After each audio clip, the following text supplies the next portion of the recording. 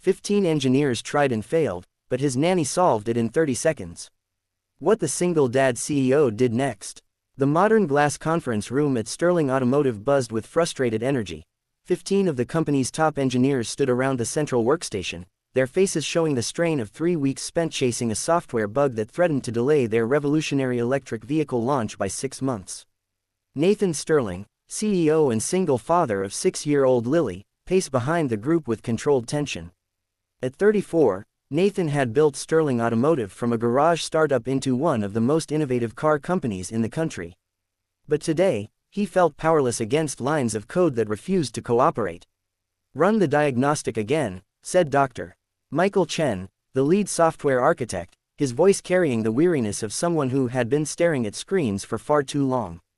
"Maybe we missed something in the third-level integration protocols." The problem was as mysterious as it was critical.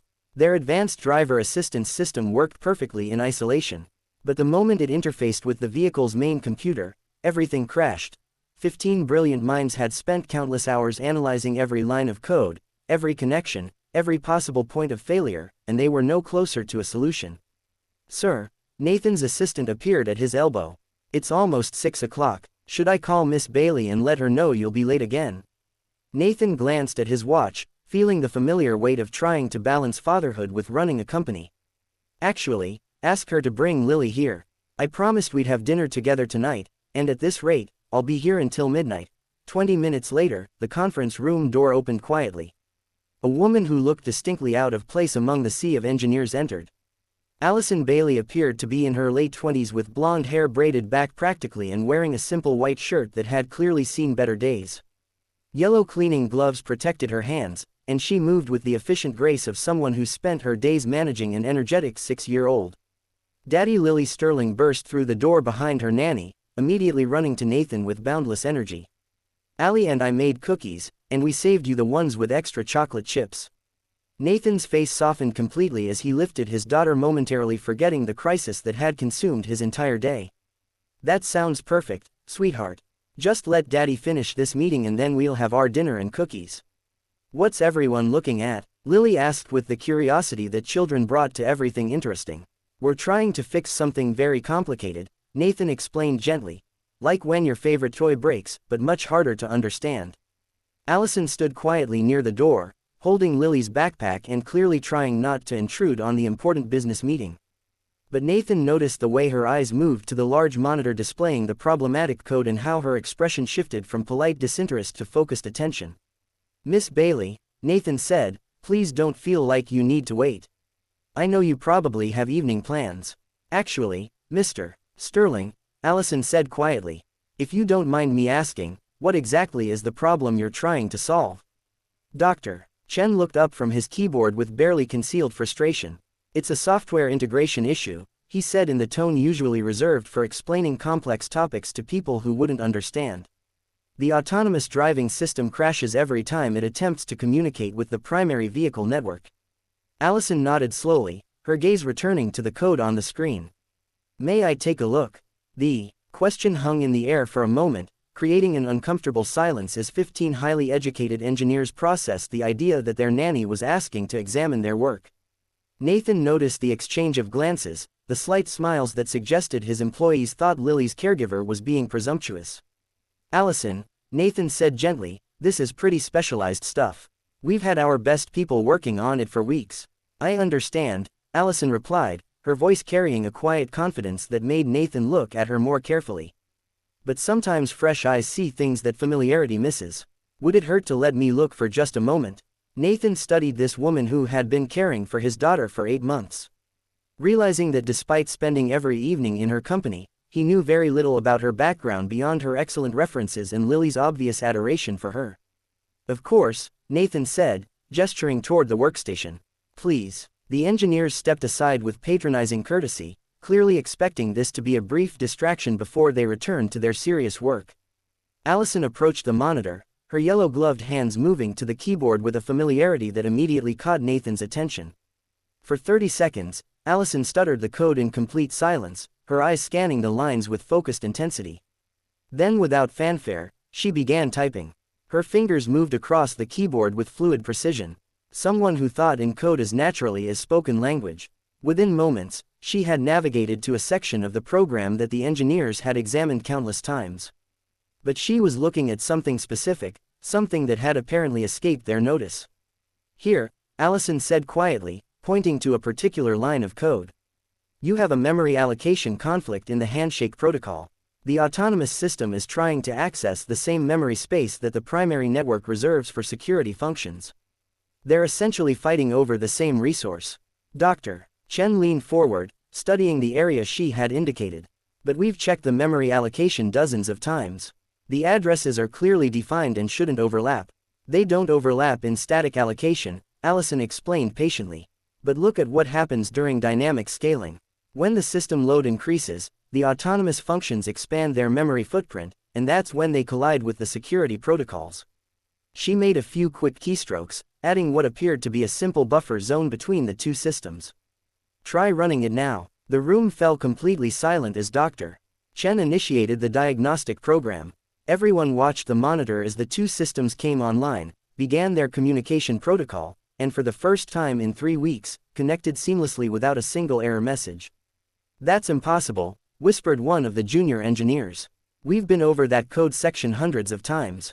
Sometimes, Allison said gently, we get so focused on the complex possibilities that we miss the simple solutions. I learned that lesson the hard way. Nathan stared at this woman who had just solved in 30 seconds a problem that had stumped his entire engineering team for weeks. Allison, he said slowly, how did you know to look there? Allison's cheeks colored slightly, and she suddenly seemed very aware that she was wearing cleaning gloves in a room full of executives. I have some background in software development, she said modestly. I noticed the memory allocation pattern looked familiar. Some background, drive, Chen repeated, his voice filled with newfound respect. Miss Bailey, what kind of software development experience do you have? Allison hesitated, clearly uncomfortable with the attention. I used to work in autonomous vehicle programming. Actually, before I became Lily's nanny, the revelation hung in the air like a challenge to everything the engineers thought they understood about expertise and credentials. Nathan felt his entire perception shifting as he realized that the woman he'd hired to care for his daughter was apparently more qualified to solve his company's technical problems than his entire engineering staff. You used to work in autonomous vehicle programming, Nathan repeated, his mind racing with questions. Where, when, and why are you working as a nanny? I was the lead programmer for the Aurora project at TechFlow Industries, Allison explained quietly. We were developing the next generation of self-driving systems until the company lost funding and the project was cancelled 2 years ago. Nathan felt his breath catch. The Aurora project had been legendary in automotive circles, a cutting-edge program that had promised to revolutionize autonomous driving before disappearing suddenly from the industry landscape. You were lead programmer for Aurora. Dr. Chen's voice carried a mixture of awe and disbelief. That was some of the most advanced AI integration work anyone had ever attempted. It was, Allison agreed sadly. But when TechFlow went under, all of us Aurora team members became essentially unemployable. The project was so specialized that our skills didn't translate to other companies, and the industry rumors about why the project failed made it impossible to get interviews elsewhere. Nathan was beginning to understand. So you took the nanny position because you needed work. I took the nanny position because I love working with children and because Lily reminded me that there are more important things in life than writing perfect code, Allison said, her voice growing stronger. I have a master's degree in computer science and 5 years of autonomous vehicle experience, but I also have a 6-year-old who thinks I'm the best cookie maker in the world. Both things make me who I am. The room was completely silent as 15 engineers and one CEO processed what they had just witnessed. Nathan looked at this remarkable woman who had been living in his house, caring for his daughter, and apparently carrying the knowledge to solve his company's most critical problems, all while wearing yellow cleaning gloves and worrying about homework and bedtime stories.